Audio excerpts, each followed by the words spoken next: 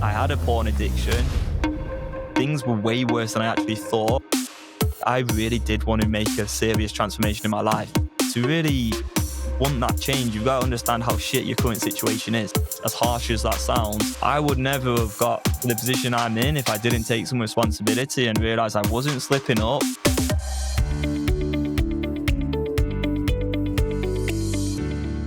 Hello and welcome to the Help Is Here podcast, brought to you by the Beyond Compulsion Academy. Today we're going to be talking through some dark truths, just some real hard realities when it comes to overcoming pornography addiction, some things that I've learned which I had no idea about before I met Mary Paulus. So welcome on the show, Mary. How are you doing today? I'm doing good today. How are you?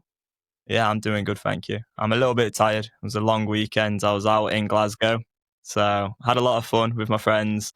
I wasn't drinking alcohol, but we were going out to clubs and staying out late, having a good time. But I feel a little bit sleep deprived. But yeah, doing good, and excited to get into this video. I'm feeling very passionate about sharing the BC method with more people at the moment. I've been spending a lot of time thinking about ways to maybe improve the podcast and share our method with more people in the most effective ways possible. So very excited, to be honest. Yeah.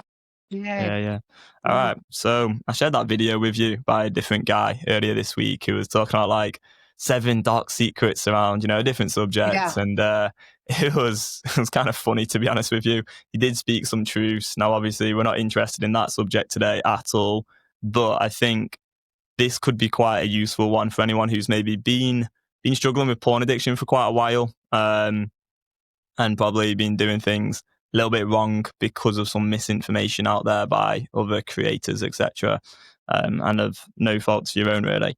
So the first one, I want to go for like 7 if we can. The first one where people go wrong really is like looking for a deep reason as to why you're looking at porn. So like trying to figure out maybe some trauma, trying to figure out what it is that keeps you stuck. Like, why do I keep looking at porn? That's the sort of thought that the addicted part of the mind will say is like, what's wrong with me? Why am I into this kind of content? But people can go down that rabbit hole of searching for an answer to that question, but it's just like a dead end. Like it never really leads anyone to actually making any progress and changing their neural pathways. Do you want to expand on that a bit more, Mary, and explain why looking for some deep reason as to why you're looking for porn just isn't effective when it comes to actually solving this problem? Well, it's not effective because even if you figure out your deep trauma or whatever it is they're looking for, or fill your void, or the emptiness in your life, or the reason, the emotions, the stress, the triggers, all of that, if you figure out all those things, you're still going to be wired from wanting to engage in porn to acting on it. So all of those things don't really matter, unless you can change those pathways directly. That makes sense? Yeah. Yeah, for sure. And I think the other thing is, just how susceptible that sort of question is to more unanswerable questions, like going down the rabbit hole of all these different sort of deep sort of treatments that go right into your past. And it's not to say that you shouldn't work on developing a better relationship with the child self, but it's just, as Mary always says, dealing with your trauma is the cart before the horse. And the best way to approach things is deal with the addicted part of the mind first, get the rational part of your mind back in control, feeling solid, feeling clear, and then you can develop a really good relationship with the child self from a solid place. And the thing is you can spend a lot of time and unanswerable questions, right? Trying to figure out why. Okay, why? There might be certain things that made you more susceptible to addictive behaviors. There's a million reasons that there might be why that, contribute to you having this addiction in your life now, but the knowing why is not going to really help you. Mm-hmm. Still, you got to have the how am I going to stop, right? And in my experience, when people stop addictive behaviors, um, my old friend Patty, who actually died from food compulsion, she said, if you want to figure out why you do something, stop doing it. I have all these Pattyisms, I called them, but it's true because like when you stop an addictive behavior, and maybe you do have some old stuff that, contributed or whatever, and maybe isn't serving you in your life emotionally or whatever, in relationships and all that kind of stuff, get therapy, then that therapy is probably going to be a lot more effective than it would be if you have an addiction that takes the forefront and all the consequences and everything from having that addiction, become the issue. And literally, I mean, working with food compulsion for so many years as I have, it's like literally stuffing it, stuffing it down with food or whatever. So Mm. stopping an addiction, yeah, great. Then, and dealing with that directly, changing those pathways, then maybe looking at why you maybe got involved in an addiction to begin with, might be helpful. But at that point, when you don't have all those negative consequences from the addiction, you might not even be searching for the why anymore, Yeah, yeah. Yeah. And I think the thing is as well, when you have that space, because you are clear on dealing with the addictive part of the mind correctly, then you may be left with some uncomfortable feelings. And that may be to do with whatever you've been through in the past. But then you can actually deal with that without escaping those feelings by going to the porn. Because and that's not to say, you're looking at porn because of these feelings necessarily. It's more just saying, like, look, you're going to have some emotions, right? And it may actually feel even more difficult emotionally to stop watching porn than to continue watching porn in some ways. It's not to say it's like worse to stop watching, it's not worse. You're not going to have a worse life by stopping watching porn, but it's just you may feel a bit more. It's like you're going to be more sensitive in some Yeah. ways. But that's a good thing, Well, in my opinion. and the other thing too is like if you have these difficult old emotions from childhood, whatever, traumas, whatever, if you have that and now you have this porn addiction, which creates all these other difficult emotions. Now you've got all these difficult emotions kind of suppressing these other old difficult emotions, and it's just a big mess of difficult emotions. Mm, yeah. And I really do believe it's the cart before the horse, dealing with the old emotions to try to eliminate the addiction, which creates these secondary terrible emotions. It's not going to work that way. Mm. You got to do it the other way around.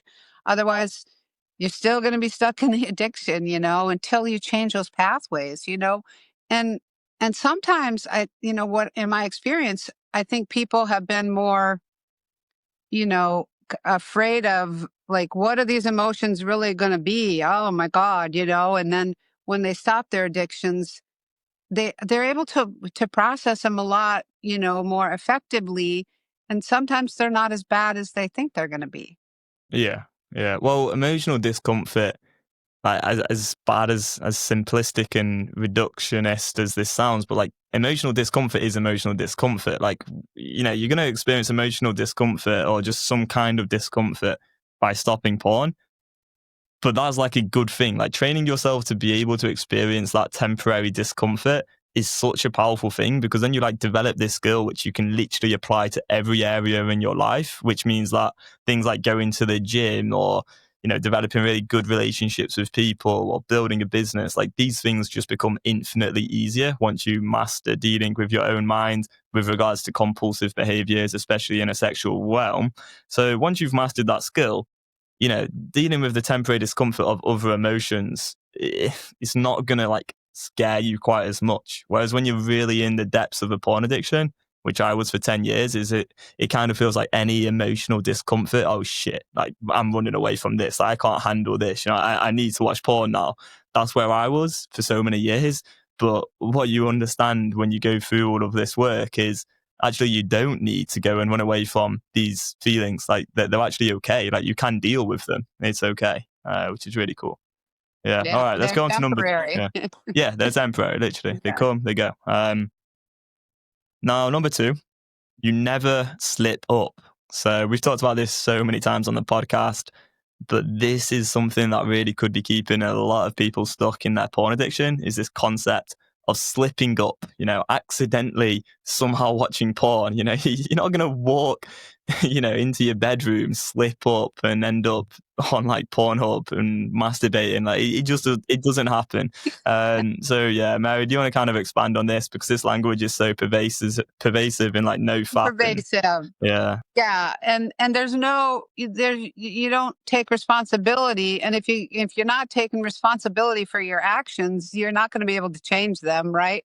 I mean, I think like when we had this ice storm a couple years ago, no, it's probably 3 years ago now. Well, we have one every year, but I walked down to the puzzle exchange in my neighborhood. There's a little box that people put jigsaw puzzles in, and I thought, well, I actually didn't walk down there. I drove my car a block. Oh, it's pathetic. I drove my car a block down there, and then when I got out of my car, it was like a sheet of ice. And I'm walking over to the puzzle thing. Now I have these puzzles in my hand. And then I slipped on the ice. And I'm like, okay, the puzzle's gonna go flying in the air. What? So I landed on my ass. It was not good. But could I have said, okay, I'm just gonna go back in time and not not slip and fall on the ice? No, it's like it's slipping and falling doesn't happen. But I think it's kind of just a way of patting people on the back and, oh, it's okay. You just slipped. It's trying to make them feel better about the relapse rather than teaching them, this is what actually happened. And you had a choice about this and you made this choice. And now this is going to be the consequence of making that choice. Whether you just slipped, it's okay. You'll just get back on the whole and get back on the wagon.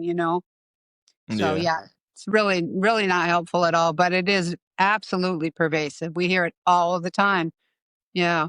Mhm. It's bad as well, because I think it just kind of goes so hand in hand with a lot of the helplessness out there and what the addicted part of the mind wants people to believe in, which is that you're essentially out of control and that there's no chance of you making good, rational choices for yourself, and that you have to remove triggers, install Yeah. blockers, otherwise you may have a slip up. And it's just so irrational. It just doesn't make sense really when you look at it through a different lens and you see that actually every choice you make is a choice you're making. Like, you are deciding this. Like, sure, there's these different players involved, so maybe the addicted part of the mind getting you to engage, but you're not slipping up. It's still a Yeah. choice. And I mean, that's obviously a simplistic way of looking at it. It can be a little bit more difficult, understanding how to put the rational part of the mind actually back in control in those moments you want to engage.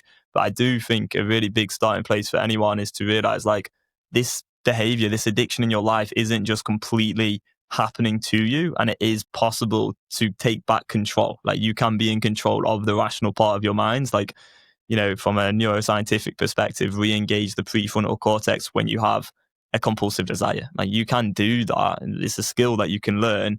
It's going to be very hard to do that while continuing to think in this helpless way, which everyone else is thinking in with regards to porn addiction and masturbation.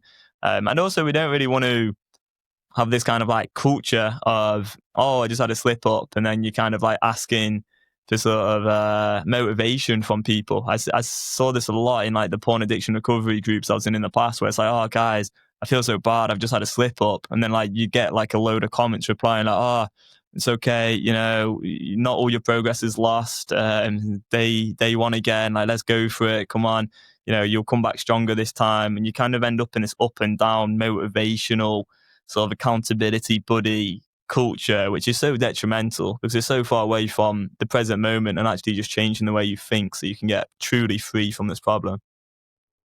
Yeah. Few things come to mind. So there's this idea that it's a journey. Mm, Recovery is the journey. And I mean, that in itself, there's there's nothing proactive. It's just happening to you, right? And it makes me think about that. One of our clients sent a video of Matthew Perry. I think it was on the BBC. I think it was the BBC. And there was this guy who was just like super direct, confronting Matthew Perry about addiction as a disease and all this kind of stuff. And Matthew Perry was basically just validating helplessness over and over and over and over again. And I mean, in a nutshell, helplessness requires your consent. You can act in a helpless way, but it's not going to just happen to you. You're going to have to go, okay, I'm going to act helpless in this situation. I'm going to speak in these ways that validate helplessness. It doesn't just happen to you. Mm, So, yeah, 100%.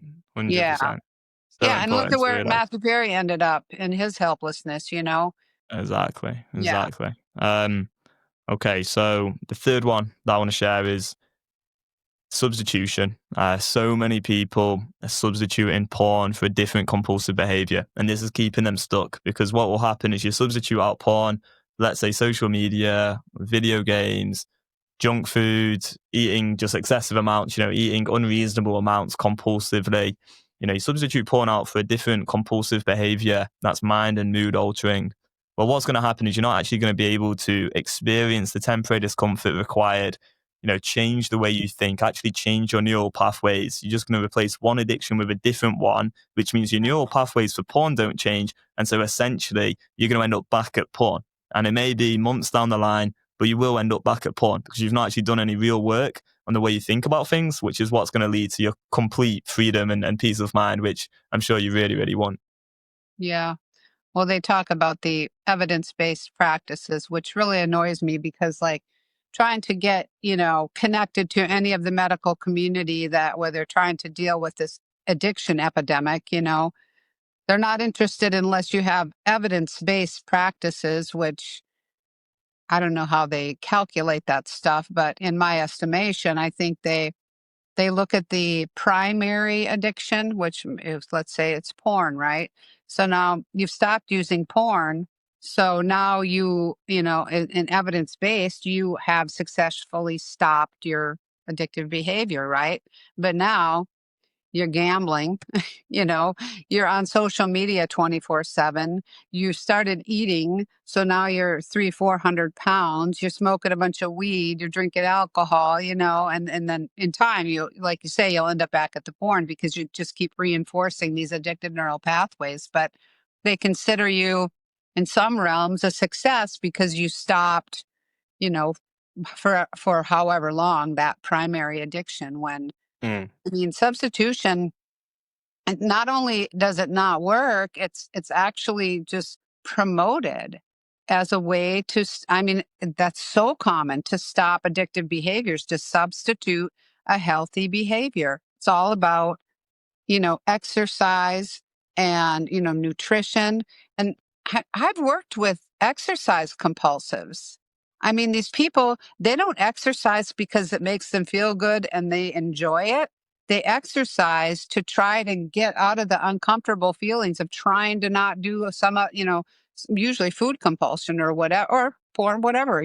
I'm just going to go run it off. They don't have a choice about it. It doesn't make them feel good. And then they generally speaking, they come back from the run and here's their addiction to face again. mm. Substitution is, but people think it's a good thing. How could you not think, oh, eat healthy and exercise? How can you go, that's not a good idea right now? Do it, whatever, but that focus in order to deal with an addiction is absolutely a detour to disaster, every time. So, Yeah, definitely. And I think the key thing is that you're not actually going to deal with the wanting. So, as we've right. said many times, if you have compulsive desires, like if you have an addiction to porn, if you're unable to stop watching porn, in whatever way, whether it's weeks, months, years without porn, and then you go and relapse, right? Well, what's going on is you have these neural pathways, you have this compulsive desire in your mind, and you are going to want to watch porn, okay? Because that neural pathway is being wired in that way, usually from a very young age. For me, it was between the age of like 12 and 24, just like watching porn on repeat, basically. And so, yeah, I got addicted, right? And that's difficult because you're going to have this desire, but then until you actually deal with that desire, it's going to keep on coming up. And so if you go to the gym a lot and you start eating healthily and you get into nutrition and, maybe you do build like a business and that's great. Like, that's a good thing to do. But unless you're also able to go, okay, I've got this desire right now. How do I actually think that through rationally and deal with it? You're going to keep on having these desires. They're going to keep on coming back. And that's not necessarily a problem because you will be able to deal with them, but they're not going to decrease in frequency until you've actually changed the way you're thinking about them as well. And that's why tools like the Remember Letter, the script, and being very proactive in thinking about porn in a different way to the way you thought about it in the past is really the key thing that's going to change the way you think and therefore the way your mind works and your relationship with it. And you're going to get to a position where it's a lot less attractive to you than it once was because you've actually changed the way you Yeah. think about it. And you start to see like, oh shit, porn equals disaster in my life. Like basically Yeah. everything's going to be screwed rather Yeah. than like, oh, porn. Yeah, I really want porn. Oh God, I want porn so much. I need to go to the gym and lift up some weights to like get rid of this desire for a bit and Yeah. then go home and then go on social media. You know what I mean? So yeah, it's Yeah. really important to understand that we want to work on changing our thinking about things so that we can actually feel a lot better about the whole situation and not even really be in the situation anymore because we're going to think about things differently and we're not going to have these big scary desires anymore because we can actually deal with those desires and then we trust ourselves and we can live with integrity and honestly I really hope that you can hear and sort of start to see for yourself that this is all possible for you as well. Because I literally just learned this from Mary, like, what, year and a half, 2 years ago now. Yeah. And it's Yeah. worked for When I me. created first. So, Yeah. yeah. So, honestly, because these things that we're talking about here, I mean, I honestly believed in all of this stuff. Like, you got to look for a deep reason. I believed in slip ups. I believed in substitution being a good thing. But like my mind has changed so much since. So hopefully the same can happen for you. Yeah. All right. Let's go on to the fourth one then. No, the third one, in fact. Self improvement has nothing to do with your porn use. Similar sort of concept here. Yeah. But do you want to just talk a little bit about why self improvement literally has nothing to do with your porn addiction? Well, if you need to improve, that means there's something wrong. You know what I mean? So again, it's you use porn or you have an addiction because there's something not right with you, right? Rather, well, when the only thing that's not right with you is you have addicted neural pathways, right? I mean, maybe Yeah. there's some shit wrong with people. I don't know. Nobody's perfect or whatever. But again, it's just a way, it's the wrong focus. It's a way of, running away from the desire, thinking that somehow if I become this or I become that, then I'm not going to want to do this anymore. Mm. Just not true, you know? I love what you said there about self improvement means there's something wrong with you. Like, Got to improve. so it's so important to start realizing that you can get to a position where you actually just feel good enough in yourself, like as you are. Like you don't need to be on this treadmill of always trying to improve and optimize and strategize every single area of your life. Like you can get to a position where you're just cool with living sort of moment by moment and accepting yourself as you are. And for a lot of people, they're using self improvement because, as you say, they want to improve, they want to get better, which is a good thing that they want to Yeah. improve, they want to get better. But it's just they're not focusing on the real problem. And if they understood that the real problem is addiction, usually porn, often it's social media, food, all these different things, right, all into one, then, if they understood all of that, they'd have a much better chance of diagnosing that problem correctly, then getting the right help for that specific problem, and then moving on. And then if you want to go to the gym and meditate, crack on, enjoy it. Yeah. I mean, if there's things you want to improve, okay, I want to improve like, what I eat because I don't feel as good when I eat things that are not as healthy. I want to start eating more, healthy organic things. That's that's a completely separate thing from dealing with an addiction.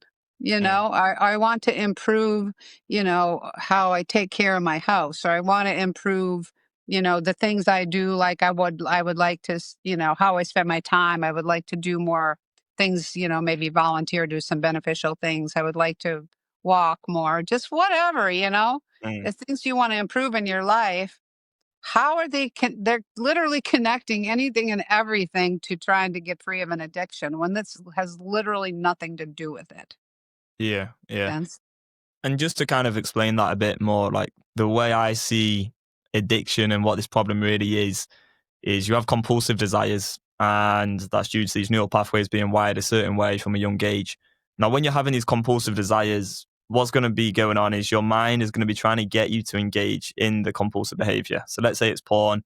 What's going to happen in that specific moment that you have the compulsive desire? You're going to have thoughts like, I'll just look once. One peek won't hurt. It doesn't really count if it's on Instagram. Oh, this is the last time I'm ever going to do it. You know, you're going to have all these justifications and rationalizations to watch it. So if you can just look at that in isolation, like these thought patterns, and see that this is the problem that's going on in that moment, and that you've Yeah. got a lot of discomfort in that moment as well. And then you zoom out and then you look at going to the gym or meditating or eating healthily. You just see how absurd it is to think that self-improvement actually has anything to do with this real problem when it comes to compulsivity. It's a separate thing. When you can Mm. separate it and you deal with the addiction, can guarantee that all of the self-improvement stuff is going to feel so much easier. It Yeah. really is. Yeah. Well, yeah. And the other thing too is if you think that there's something wrong with me that I need to improve, people will use that as a reason, as a helplessness, as a, oh, there's something wrong with me. Therefore, I'm in this addiction. I'm going to act out in this addiction. I'm helpless against it because there's something wrong with me that needs to be improved.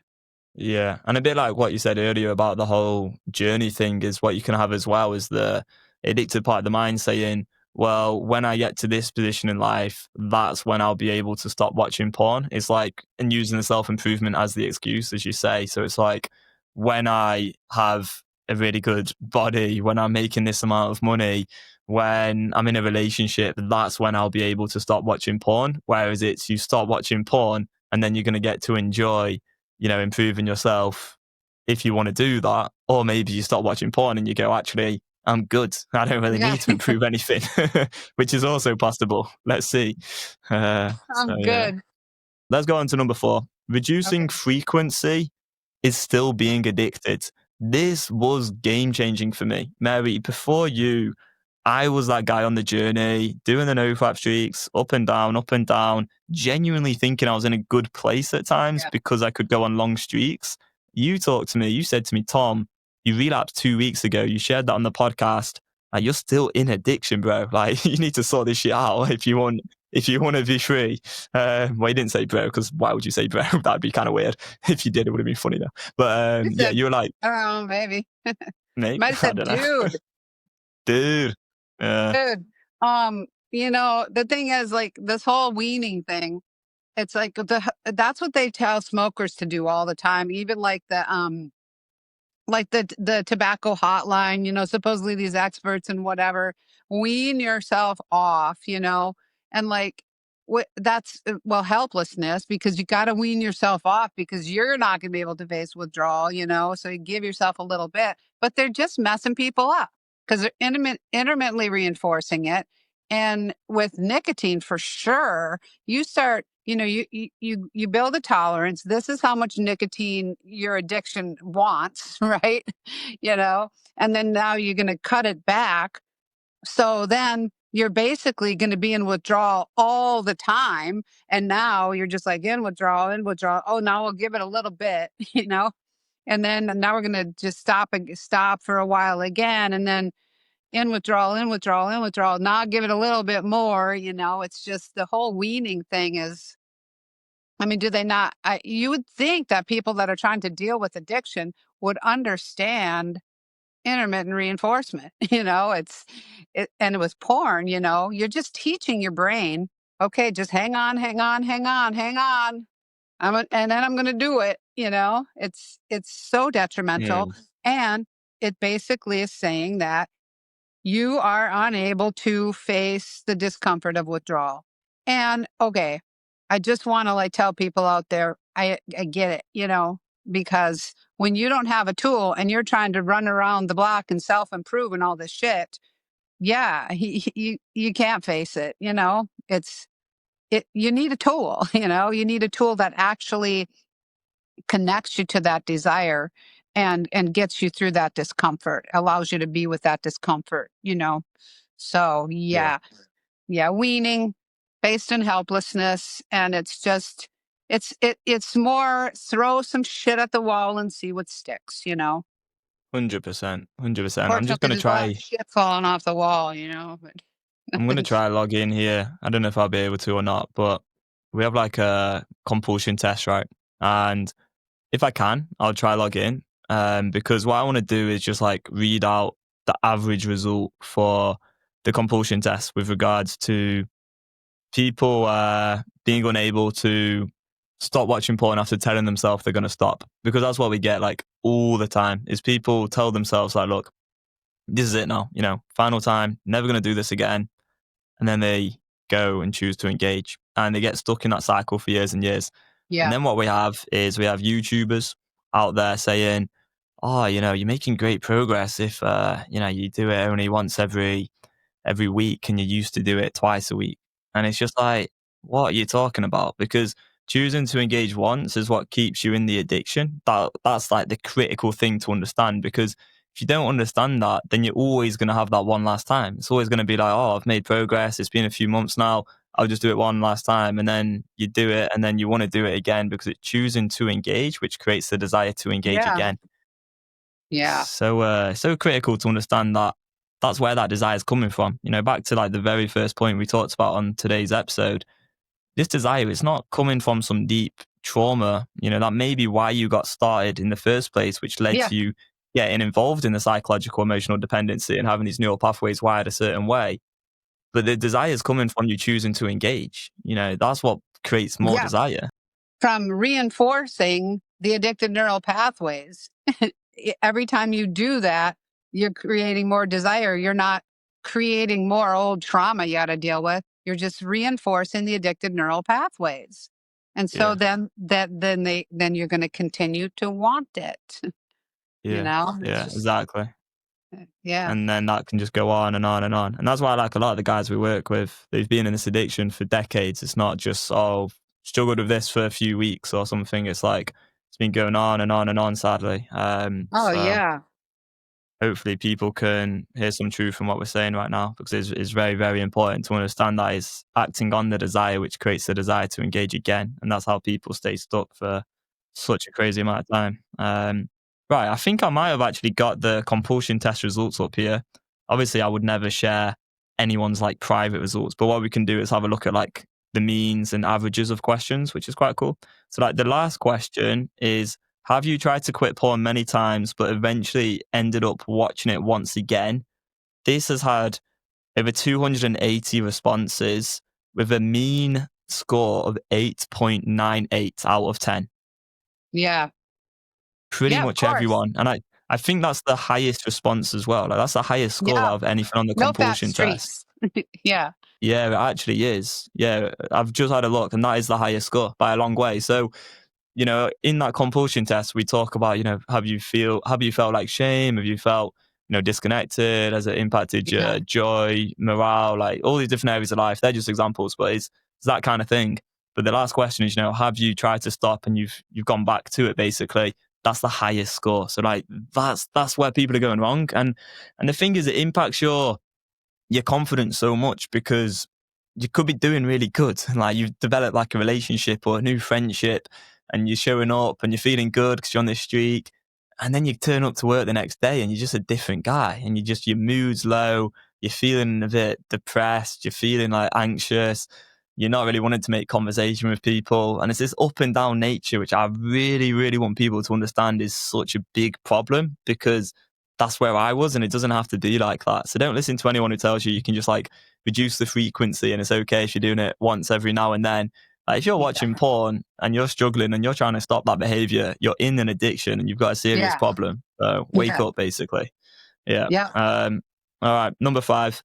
Looking at vanilla content is still being addicted. Another one I had to understand, because I was watching stuff and looking at stuff on Instagram, X, TikTok for so many years, thinking, oh, well, TikTok not for that many years, but there's other platforms for longer, thinking, oh, this is fine. As long as it's not an actual porn site, I'm good. It's such a bad, Yeah. ineffective way to think. And then again, you came along, helped me realize, Tom, what are you talking about? Like, it's still porn. Like, if you're Yeah. seeking out sexual content on a screen, it's porn, basically. Do you want to elaborate on this a bit more, Mary? Well, vanilla, I mean, It's like if you're eating vanilla ice cream or eating, chunky chocolate or Ben and Jerry's, whatever they put in those things, you're still eating compulsively. I mean, Yeah, not yeah, that yeah. ice cream is the compulsion, but if you're negotiating around what kind you're going to eat when you're binging on ice cream, it's like, and you're in your compulsion, it doesn't really matter. It's just minimizing, which is standard junkie thinking. Minimize. It's not bad. It doesn't count because it's vanilla, right? It's all the thing is when you're in your compulsion, when you're doing it, and the thing is you don't, if you're not in a compulsive head, you don't minimize or negotiate with, or try to Mm, find reasons for doing it. I'm only going to do it's only vanilla, so it's okay. If you hear those words, it's okay because you're in your compulsion. Reasonable behavior does not require justification. You just aren't going to be going, it's okay because it's yeah. But I think I don't know if we're getting where maybe we already got to that, but it's kind of like the same idea as doing it less. I'm going to mm, do it less. I'm only going to look at vanilla content. You're still in a negotiation with the addictive part of your mind, which does not give a shit about your health, happiness, and peace of mind. All it wants to do is go from this desire and find a way to bullshit you into engaging. It's just another way. It's a lot of ways. And the thing is once you learn to identify that, you don't have to fall prey to this entity within your mind that, this connected pathway that really doesn't care about you, about what mm. you really want, in the long term, the things that you're not willing to live without because that this addiction is robbing you of, doesn't care about that. And it just wants to go the way it's wired. It's natural, when you're in an Yeah, addiction, but yeah, yeah, exactly. minimizing, And negotiating. it's a Straight good point out of my book. Yeah. bringing up the vanilla ice cream example is good because yeah, if you imagine you've got some fat food compulsive addict, right? And they just eating like their dinner, they're good, like they've eaten enough, and then they have this really strong compulsive desire to eat some ice cream. And yeah, they've got these different ice creams in their freezer, and the compulsive desire is this discomfort going on in their minds, and they know that eating ice cream would be an unreasonable amount. It'd be too much ice cream at that point because they're full and they know they really want to lose some weight, okay? And they go in their freezer and they go, oh, well, this vanilla one, it's not got as many calories as the cookie dough. So, you know what, that's okay because it's not got as many calories. I'll just eat It's that one. okay because yeah. Yeah. My friend sent me this. It was a pint of ice cream and the thing that you tear off says on the top says, "Don't stop till you get to the bottom." Like, what the fuck? This is like this is where we're at, justify. Don't stop till you get to the bottom. Oh, I got to eat this whole pint of ice cream because the lid says so, Mm. it's so absurd. It's really legitimately so absurd, but this is the society we live in now, so all we can do is what we're doing, I guess, Yeah, yeah. doing our Let's go on best. to number 6 then. So Yes, that's it doesn't matter if everyone else does it. I want to get this one across because just being with my friends in Glasgow, I mean, we didn't talk about porn too much, but I'm pretty sure every friend of mine watches porn from time to time. And, if they want help with that, if they ever want to solve it, they can come to me. They know where I'm at, right? But some of them watch porn and some of them are addicted. Some of them watch porn. Maybe they're not addicted. I don't actually know. Because, yeah, I mean, maybe they are, maybe they're not. But that's not the point. The point is, all my mates probably do watch porn, to be straight. I don't think I know anyone in my life who doesn't watch porn. Like, very, very few people I know don't watch porn. Maybe there's a few, but yeah, most people in my life do watch porn. All right. So, I don't care if they watch porn or not. Like, it does not matter one bit to me whether everyone around me, even if everyone in the world, literally everyone apart from me, watch porn. I would still choose to abstain from porn, right? Because yeah. it makes no difference to me because it's my mind that matters to me. And it was quite nice because at the weekend, like all my mates were drinking alcohol, we're playing these drinking games, we're getting a bit leery. music's on, having a dance. Like, it was great times, really, really fun. Absolutely loved it. But I was there choosing to abstain from drinking alcohol. I'd have a few alcohol-free beers. I'm not really the biggest fan of them, to be honest. But for me, I didn't want to drink alcohol. I didn't want the consequences of it. So it wasn't an issue one bit at all. And one night, one of my mates says to me, like, we were just kind of it's just so cringy, but for some reason we're like kind of going around giving each other like almost like compliments in a way, which sounds so weird, but yeah, we just were. We've been friends for over 10 years, and sometimes we get a bit corny when it gets late into the night. So anyway, we're kind of like just being quite kind to each other for a change, because usually it's just like arguing all night long, which is very, very funny and fun. But anyway, we're actually being kind for a change to each other. And yeah, one of my mates was like saying how he respects that I just do my own thing, even if everyone else is doing something different. And he was saying he respects that. And it's like, yeah, Nice. I respect people who are like that now as well. And it is one of the reasons I respect you a lot as well, Mary, because you don't really care that much that you're going against the grain with things. It's like when you've had a lot of shit in the past about the food compulsion stuff, you just stick by it because you believe in it Yeah. and you believe in your values. I think this Yeah. is so important. So if everyone else is watching porn, if everyone else is on social media, if everyone else is eating excessive amounts, if everyone else is playing video games, look, you still have a choice for yourself. How do you want to behave? That's the thing that matters, not how everyone else is behaving. And this is so, so critical to sort of stand apart from other people. And honestly, people won't actually be that pissed off with you. Like when I first started doing things differently to a lot of people around me, there was a bit of fear and like, oh, I'm not going to be fitting in with the tribe. But as time goes on, you realize who your closest mates are. Like you realize who your brothers are. You realize who your family is. And the people who seriously love you, they're going to stick around and they're probably going to respect you more for it anyway. So yeah, just embrace that discomfort of, standing out a little bit and enjoy it is my advice to anybody. Yeah. I agree 100%, and it's been coming, a lot more clear to me too since I left my job at the art center. And, I didn't really like talk about, what I do with food compulsion and everything there, but it was difficult for me to listen to, everybody normalizing it, when I know the real detrimental effect of people being stuck in a food compulsion, and listening to everybody normalize it, it's challenging. And, I'm just trying to relate back to you listening to your guys, knowing they're in a porn addiction and stuff. It's like, I don't care what they do, I don't care what they do. But I feel like I don't know, it kind of got to a point where even though I don't really talk about it, it's people know what I do, and I have a different, without even saying it, I have a different perspective. And I think that maybe, people kind of maybe turn against me a bit because I have, maybe I'm a mirror, a mirror that I think that they know that I know, you know what I mean?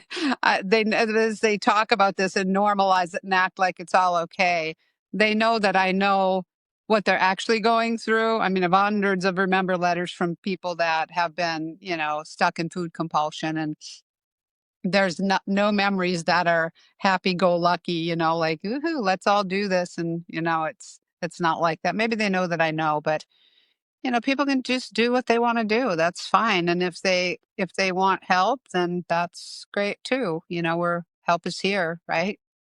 Yeah, Yeah. exactly, exactly.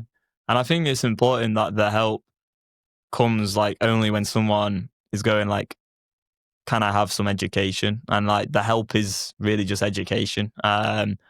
It's not like there's anything me and Mary can say that's actually going to help anyone. It's only ideas and thoughts that come from people who, lived probably before me and Mary, to be honest with you, and have been passed on and passed on and passed on, right?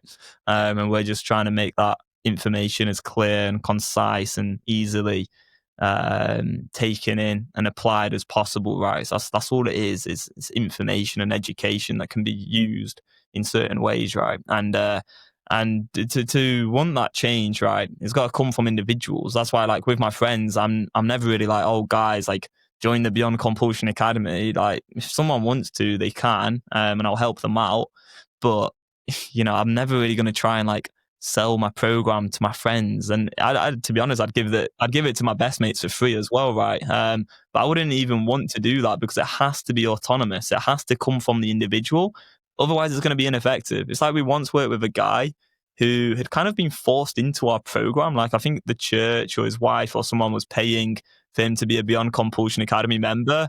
And we barely spoke to the guy. Like, I don't know if he even had a Liberation Day call because he was just like so disconnected from us, even though we were there available. We could offer him a call. We wanted obviously to help him if we can, but it's like he was never really he wasn't set up for success, in my opinion, because someone external to him is trying to get him to change, and that doesn't work. The change has to come from you. You've got to want that change yourself as a starting place. And I think a good thing to understand as well with like wanting that change is realizing that people don't change until their desire to change is greater than their desire to stay the same. And to really want that change, you've got to understand how shit your current situation is, as harsh as that sounds. But I would never have got the position I'm in if I didn't take some responsibility and realize I wasn't slipping up. I had a porn addiction. Things were way worse than I actually thought. And I really did want to make a serious transformation in my life because my girlfriend had broken up with me at the time, years back, due to me just being a mess, basically. And I was in a bad state. And Mary, you were the only person in my life to actually show me, like, Tom, you kind of messed, your neural pathways are kind of messed up right now. And like, these can be changed, but you got to take some responsibility and do some work here. And it's very hard at first because I was in so much denial, but I think it's so important to realize that. Anyway, I've done a lot of talking. Yeah, Is I there anything you remember want to those add to early this? conversations. Yeah. Yeah, Yeah. it was Yeah. crazy. It was Look at how crazy. far we've come. Couple of I years. know. Super It's cool. mad. It's so mad. Yeah. Clients 'Cause all yeah, over the world. I love it so much. And, even if we can just make a small dent, I mean, at least we're not just feeding the bullshit, Yeah, yeah, going against the grain. That's been my whole life, but now we're really going against the grain. So yeah, 100%. yeah, I love it. We'll be going against the grain even more. I've got some plans to absolutely, just want to critique and analyze certain people who I think are talking nonsense personally. So I think it'll Do be it. interesting. I think it'll be useful to people because if you keep trying at something and it doesn't work, then you really do need like not a radical, because that's probably a bit of an extreme word. We don't want to create radicals. But you definitely need a serious change, right? That's the key thing here. Yeah, yeah. And yeah, we really, really do not want to create radicals. That sounds pretty mad. I don't know if we can edit that bit Well, out or something. and to realize that your failures aren't you. Your failures are the methodologies that are failing the issue you're trying to deal with. So, yeah, great. And final thing to say before we get on to point 7, because we do have a point 7, but What we do. we do, yeah, yeah. So what you just said there is so true. Like, the failures aren't coming from you, it's coming from your application of your method, it's your process, it's your system, whatever, how you're thinking basically right now, and what tool you're using to deal with compulsive desires. So what's really important about that is if you're feeling a lot of discomfort hearing what we're saying right now, that's kind of a good thing. Like, if Yeah, people are actually feeling pissed off and there's a lot of like, oh yeah, my God, this is like, yeah. these truths are so hard and solid, that's good, because that means The we've got truth resistance hurts. from the addicted part of the mind. Yeah, yeah. And hopefully this can propel you to change, and actually be like, yeah, I'm going to take some action here. I'm going to make a transformation in my life because that is Yep. possible. Yeah. All right. Final one. We've kind of talked about this already, but going on a long streak isn't going to change your neural pathways. And that this just comes back to, if you choose to engage once, you're going to want to engage again. It's like you're relighting up that part of your brain and you're going to have more desire. So anything else to add to that, or should we kind of Yeah, conclude? I think that we pretty much beat that one to death. But, it's just basically, the whole streak mentality. I mean, it's all the same stuff. It's like you can distract yourself for 90 days or whatever, do all these other things to try not to think about it or end up substituting. You can drag all that shit out, for a while and go on a streak, but without actually changing neural pathways in the critical moment of compulsive desire, that you're just hanging on by a thread and then usually back to it. So, yeah, cool. Really? Yeah, cool. We'll wrap it up here then. If you would like to learn more about the Beyond Compulsion method, feel free to get in touch. I'll leave a link below to our website where you can take the compulsion test. Cheers, guys, and we'll see you in the next one. Bye-bye. Cheers.